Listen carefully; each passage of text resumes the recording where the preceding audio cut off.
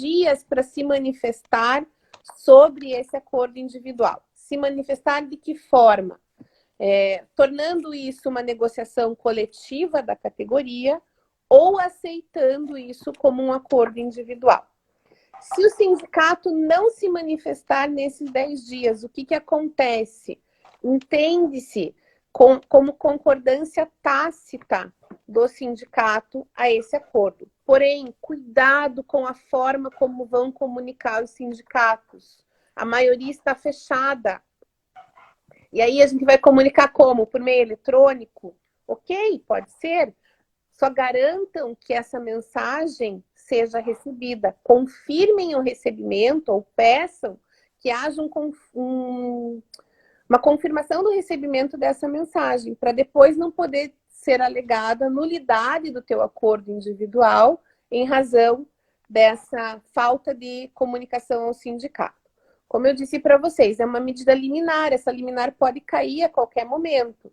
Não vi ainda movimentação para que essa liminar seja derrubada, mas pode acontecer. Como ela foi determinada do dia para a noite, ela pode cair do dia para a noite também. Então, a gente tem que ficar bastante atenta a essa situação. Everton, assim, em linhas gerais, era mais ou menos isso que eu tinha anotado aqui para falar com vocês. Só uma coisa que eu acabei esquecendo de mencionar. De acordo com a 936, feitos acordos individuais, o funcionário não pode ser demitido sem justa causa pelo mesmo período em que vigorar o acordo.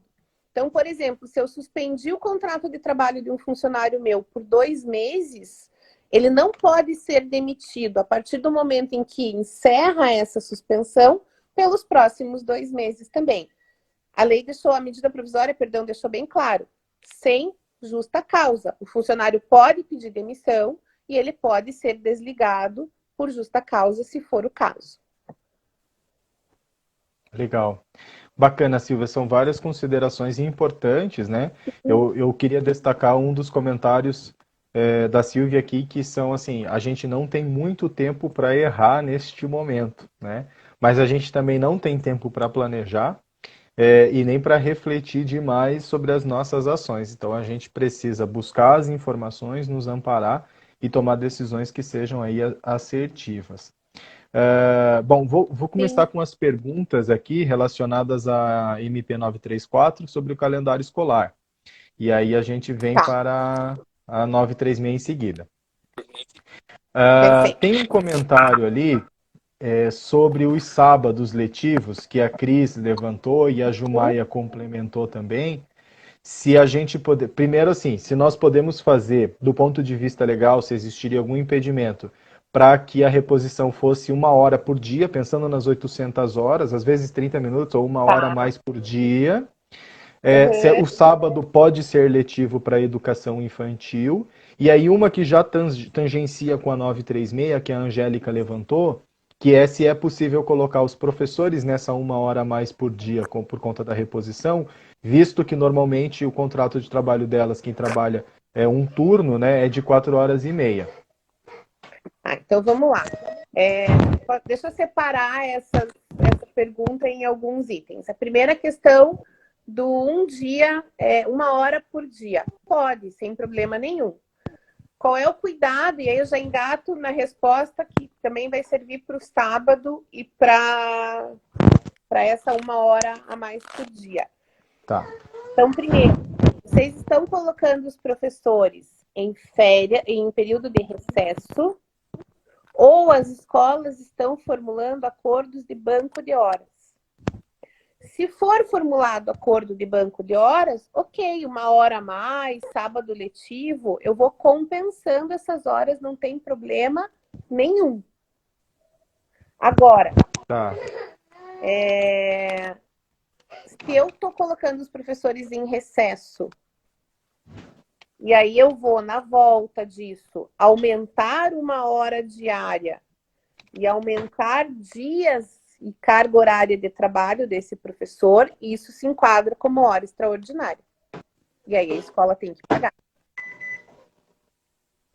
Entendi. Então ela vai pagar se não está usando agora como férias ou banco de horas. Perfeito. Tá, perfeito. E aí a gente tem, e aí uma hora por dia, do ponto de vista legal, e no sábado também daria. Contraturno também Também. são viáveis Contraturno para também. O reposição. que a gente pode fazer também, Everton, que é uma saída, né? Eu coloquei os professores em recesso, ou não estou contando banco de horas nesses dias. Se eu eliminar as pontes de feriado, vamos supor que a medida provisória do governo que elimina os feriados nacionais não saia. Mas se eu eliminar as pontes de feriado, que já estavam acordadas em calendário, isso também pode ser utilizado como banco de horas positivo para os funcionários. Independente de professores, pessoal do administrativo, enfim, quem quer que seja. Tá, legal. É, Aí entramos, assim, uma pergunta que eu até trago aqui para você, assim, a gente resolve do ponto de vista da regulamentação educacional, né? Uhum. Agora, do ponto de vista, vamos dizer, do direito do consumidor, entra no que você vislumbrou ali, que é uma renegociação de contrato frente ao que você entregue, por exemplo, se de 0 a 3 eu não vou trabalhar com 800 horas.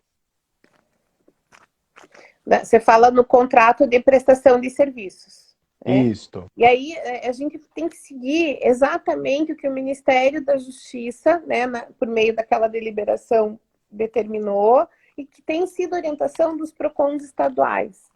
Negociação. É claro que muitos pais vão reclamar, vão pedir, vão querer desconto, alguns não vão pagar, né? E aí a gente vai Uhum. ter que verificar caso a caso, mas negociem pontualmente. Ninguém está obrigado. Eu vi uma, uma discussão a semana passada que o PROCON de Minas determinou que as escolas reduzissem em 30% o valor das parcelas da anuidade. Não é esse o posicionamento do PROCON Paraná. Pelo contrário, quem escutou a Cláudia Silvano falar, ela fez acho que umas 2 ou 3 lives a semana passada, né, que é a nossa diretora do PROCON, ela sempre usa o termo negociação. Avaliar a situação, avaliar caso a caso e negociar. Para os pais da etapa obrigatória, a carga horária vai ser cumprida. Então, é muito importante que as escolas deixem claro isso para essas famílias, para esses responsáveis. Talvez eu não cumpra os 200 dias, mas eu vou cumprir a carga horária para a qual foi contratada. E em razão de uma medida do governo federal que me possibilita não cumprir os 200 dias, eu estou atuando em cima disso. Né? Então, é muito importante que a escola, antes de tomar qualquer medida, refaça o seu planejamento, verifique como é que vai agir de hoje, dia 13 de abril de 2020 para frente, se vai considerar os dias que nós estamos praticamente a uma semana de completar um mês parados, né? Então, Exato. o que eu posso nesses dias todos que ficamos parados? Eu posso colocar férias, eu posso colocar ponte de feriado, enfim, eu posso matar esses dias parados em razão de uma reorganização de calendário. E daqui para frente, o que eu posso fazer? Né? A Tá. partir do dia 13, o que eu posso fazer? Eu vou me reorganizar, eu vou suspender contrato de funcionário, eu vou reduzir carga horária de quem eu puder reduzir com consequente redução de salário, mas daqui para frente, como que a escola vai funcionar? E em razão disso, qual é a redução de custo que eu vou ter? E dessa redução de custo, qual é o percentual que eu posso passar num eventual desconto para as famílias? Vou dar um exemplo bem claro, Everton. Energia elétrica e água, que são duas contas altíssimas para as escolas. Talvez as escolas estejam pagando agora o que foi usado no início do mês de março, até o dia 20, enfim. Mas a partir da primeira leitura pós essa conta, com certeza a gente vai ter redução disso. Essa redução impacta lá, vamos supor, 5% do custo da escola. Eu não posso negociar com os pais esse repasse nesses meses parados desses 5%. Né? Então, por isso que é uma questão de negociação. E aí, vai negociar melhor a escola que tiver a melhor informação sobre a sua situação financeira. Por isso que, nesse momento, a parte financeira da escola precisa estar muito bem organizada. Uhum. Legal. E aí cada um entendendo o seu próprio fluxo de caixa, Exato. sabe que legalmente tem a oportunidade de agir dessa maneira, Uhum. vai para a linha da negociação, né? Perfeito. A gente tem uma questão aqui que a Silvia Zimmermann colocou lá no comecinho, que é com relação a essa aula na TV para pré-escola que a prefeitura está colocando, né? Para etapa obrigatória, pré-escola, então tem as atividades pela TV. Né? Muitas das nossas escolas associadas têm trabalhado com o envio de materiais, com a questão toda nessa linha. Até Eu agora a acho gente sabe que não importante. existe uma normatização para validar isso. Mas como que você enxerga diante desse cenário de todas as discussões que estão ocorrendo? Eu acho importante manter essa comunicação, esse envio de atividades, para manter as famílias vinculadas à instituição. Né? É aquele velho ditado: quem não é visto não é lembrado.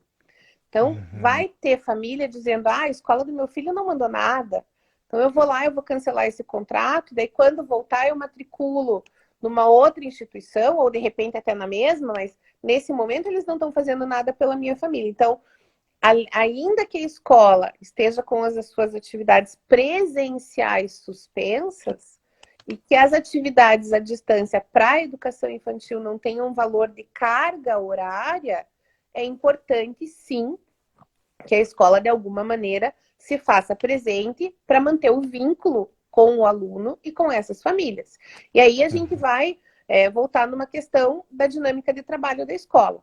Por mais que eu reduza a carga horária dos meus professores, se for essa a decisão da instituição, alguma carga horária eles vão ter que cumprir durante o dia. Então, que seja planejando e enviando algumas atividades que as crianças possam realizar em casa, que possam fazer um vídeo, de repente, manter um contato mínimo com os alunos e com as suas famílias para a gente não perder o vínculo. Quer dizer, neste caso eu poderia estar trabalhando com a equipe é, meio período, por exemplo, Sim, dedicado a fazer planejamento e produzir um material para ser trabalhado com as famílias, e só o outro período eu contar como banco de horas negativo a ser reposto posteriormente. Isso seria perfeito, viável. perfeitamente viável. Beleza. Tem uma pergunta que a Andrea colocou aqui para a gente, acho que muitas pessoas também têm essa curiosidade, em relação à compensação, à reposição das 800 horas, né, ou até tanto na obrigatória, acho que vale para as duas coisas, quanto na não obrigatória. A gente pode negociar um desconto, se eu oferecer o desconto para a família, e não oferecer a compensação, por exemplo, foram 15 dias, foram 20, 26 dias letivos. Se a família tem uma dificuldade, eu estou negociando, eu posso deixar de cobrar esses 26 dias do contrato anual de 200 e aí quando eu estou repondo, ela não participar? Para a etapa não obrigatória, sim. Agora, para obrigatória, eu necessariamente teria que repor, mesmo que a família Você vai ter aceite que não fazer. cumprir, exatamente. Para a etapa obrigatória, independente da aceitação da família ou não, a escola vai ter que cumprir as 800 horas. Uhum, Então, vamos, ok. vamos, vamos, vamos apontar que, independente do que está acontecendo ou não, o que foi contratado pela família na etapa obrigatória vai ser cumprido. De uma maneira Uhum, excepcional, mas vai ser cumprido. com certeza. Muito bem. Eu percebi aqui acho que nós vencemos as perguntas relativas a 934 e elas com certeza tocam na 936.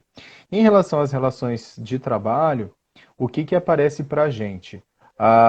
Uma pergunta aqui que a Silvia colocou no começo, o Zimmer, a Márcia, a Cláudia, algumas pessoas ao longo do caminho da fala foram relatando o que também aconteceu com elas, que é na formalização do acordo no sindicato, quando elas fizeram a comunicação, o Uhum, sindicato pediu o telefone dos funcionários ou e-mail e telefone dos uhum. funcionários.